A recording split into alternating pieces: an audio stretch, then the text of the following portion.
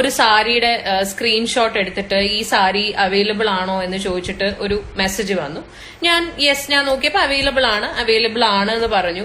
അപ്പൊ അവര് പറഞ്ഞു ഓക്കെ ഈ സാരി ഓർഡർ പ്ലേസ് ചെയ്യാൻ വേണ്ടിയിട്ടാണ് എന്ന് പറഞ്ഞിട്ട് ഞാൻ പറഞ്ഞു ഓക്കെ. അപ്പോ പ്രൈസും കാര്യങ്ങളെല്ലാം പറഞ്ഞു.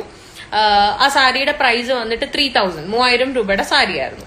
അപ്പൊ ഞാൻ പ്രൈസ് പറഞ്ഞു. അപ്പം അവർക്ക് ഓർഡർ ചെയ്യണം, ഓർഡർ കൺഫേം ആണ്, എങ്ങനെയാണ് പേയ്മെന്റ് ചെയ്യേണ്ടത്. അപ്പൊ ഞാൻ ചോദിച്ചു എങ്ങോട്ടാണ് ഷിപ്പിംഗ് എങ്ങോട്ടാണ് ചോദിച്ചപ്പോ പറഞ്ഞു ഗുജറാത്തിലേക്ക് ഷിപ്പ് ചെയ്യണം എന്ന് പറഞ്ഞു.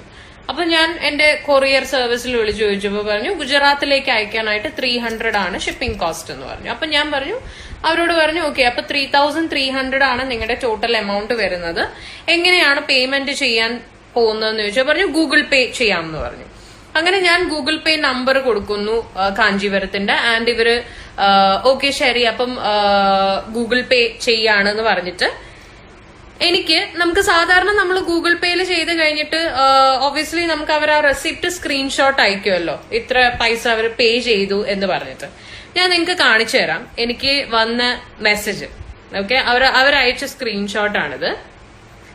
ഓക്കെ ഇത് ഞാൻ ക്യാമറ ടേൺ ചെയ്തിട്ട് കാണിക്കാം. ഓക്കെ സോ ഇതാണ് എനിക്ക് വന്നത്. അതായത് 3300 രൂപയുടെ സാരിക്ക് അവര് 13,300 റുപ്പീസ് ട്രാൻസ്ഫർ ചെയ്തു. ഓക്കെ അപ്പം ഞാനപ്പോ തന്നെ ഇത് നോട്ടീസ് ചെയ്തു. ഞാൻ അവരോട് ചെന്നിട്ട് പറഞ്ഞു, ഞാൻ വാട്സാപ്പിൽ അവർക്ക് മെസ്സേജ് അയച്ചു, നിങ്ങൾക്ക് തെറ്റിപ്പോയി, നിങ്ങൾ 3,300 പകരം 13,300 ആണ് പേ ചെയ്തിരിക്കുന്നതെന്ന് പറഞ്ഞു. അപ്പൊ തന്നെ ഇവര് അയ്യോ സോറി മാഡം നമ്മൾക്ക് തെറ്റിപ്പോയതാണ് മാഡം, പെട്ടെന്ന് 10,000 ഞങ്ങൾക്ക് തിരിച്ചയച്ചു തരാമോ എന്ന് ചോദിച്ചു. ഞാൻ പറഞ്ഞു ഓക്കെ സ്വാഭാവികം, നമ്മൾ അങ്ങനെയല്ലേ ചെയ്യുള്ളൂ, തിരിച്ചയക്കാൻ വേണ്ടിയിട്ട് ഞാൻ ആ സെയിം നമ്പറിലേക്ക് തന്നെ പേ ബാക്ക് 10,000 കൊടുത്ത് ഓൾമോസ്റ്റ് പ്രൊസീഡ് ചെയ്യാൻ നിന്നപ്പോഴേക്കും എനിക്ക് ഗൂഗിൾ പേയിൽ ഒരു അലേർട്ട് മെസ്സേജ് വന്നു, ഈ അക്കൗണ്ടിലേക്ക് നിങ്ങൾ ട്രാൻസ്ഫർ ചെയ്യുന്നത് റിസ്ക് ആണ്, so do you still want to proceed എന്ന് ചോദിച്ചിട്ടൊരു അലേർട്ട് മെസ്സേജ് വന്നു. അപ്പം നമ്മളൊക്കെ സ്ഥിരം ഗൂഗിൾ പേയിൽ ട്രാൻസാക്ഷൻസ് ചെയ്യുന്ന ആൾക്കാരാണ്, പക്ഷെ എനിക്ക് ഇതുവരെ ഇങ്ങനെ ഒരു അലേർട്ട് മെസ്സേജ് വന്നിട്ടില്ല. This was the first time. അപ്പൊ ഒരു ചെറിയ ഡൗട്ട് തോന്നി, എന്തോ പ്രശ്നം ഉണ്ടല്ലോ എന്ന്. അപ്പൊ എന്റെ ബ്രദർ കൂടെ ഉണ്ടായിരുന്നു. അപ്പൊ തന്നെ അവനോട് ഇത് കാണിച്ചു കൊടുത്തിട്ട് ഇങ്ങനെ ചോദിച്ചു എന്തോ പ്രശ്നം ഉള്ളതുപോലെ തോന്നുന്നു, നോക്കുവോ എന്ന് ചോദിച്ചു. അപ്പൊ അവൻ അപ്പൊ തന്നെ എന്നോട് പറഞ്ഞു ഈ ട്രാൻസാക്ഷൻ ചെയ്യരുത്, അത് ക്യാൻസൽ ചെയ്യുമെന്ന് പറഞ്ഞു. അങ്ങനെ ഞാൻ ആ ട്രാൻസാക്ഷൻ ചെയ്തില്ല, ക്യാൻസൽ ചെയ്തു.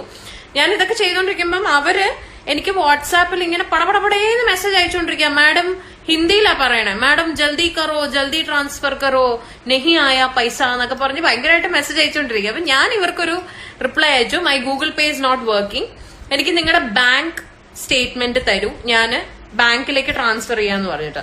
അപ്പൊ അവര് no madam no bank, only Google Pay or PhonePe എന്ന്. അപ്പൊ എനിക്ക് പിന്നെയും ഡൗട്ട് അടിച്ചു, അതെന്താണ് അങ്ങനെ ഒരു പരിപാടി.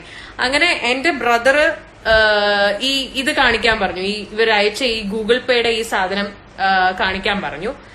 അങ്ങനെ ഞാൻ കാണിച്ചപ്പോഴാണ് സംബഡി ഹാസ് ജസ്റ്റ് താഴെ വീപ്പ് ഫ്ലവർ, യെസ് ഇത് ഞാൻ ശ്രദ്ധിച്ചില്ല, അതൊരു മെസ്സേജ് ആയിരുന്നു. ലൈക്ക് നമ്മളിൽ പലരും ഇത് ശ്രദ്ധിക്കില്ല കേട്ടോ. ലൈക്ക് ഗൂഗിൾ പേയിൽ നമുക്കൊരു ഇത് അവർ അയച്ചു തരുമ്പോ നമ്മൾ നോക്കുന്നില്ലല്ലോ അത് ടെക്സ്റ്റ് മെസ്സേജ് ആയിട്ടാണോ. നമ്മൾ നോക്കുമ്പോ ഓക്കെ 13,300 പെയ്ഡ്, ഓക്കെ നമുക്ക് പൈസ കിട്ടി, പ്രൊസീഡ് ചെയ്യുന്നു, അങ്ങനെയല്ലേ നമ്മൾ നോക്കുകയുള്ളൂ. പക്ഷെ ഒരിക്കലും നമ്മൾ ഇത് എടുത്തു വെച്ചിട്ട് ഇങ്ങനെ ഡീറ്റെയിൽ ആയിട്ട് നോക്കുന്നില്ലല്ലോ, അതൊരു ടെക്സ്റ്റ് മെസ്സേജ് ആയിട്ടാണോ അയച്ചിരിക്കുന്നത്, അതോ ശരിക്കും അവർ പേ ചെയ്തത് പോയതാണോ. ഞാൻ ഒന്നും കൂടി നിങ്ങളെ ആ സ്ക്രീൻഷോട്ട് ഇപ്പൊ കാണിക്കാം, ആ സ്ക്രീൻ ഇപ്പൊ കാണിക്കാം, അപ്പൊ നിങ്ങൾക്ക് മനസ്സിലാവും.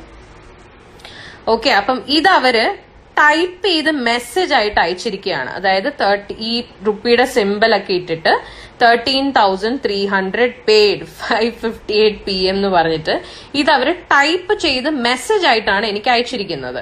ഓക്കെ അപ്പം ഇത് ഓണസ്റ്റ്ലി ഞാൻ നോട്ടീസ് ചെയ്തില്ല.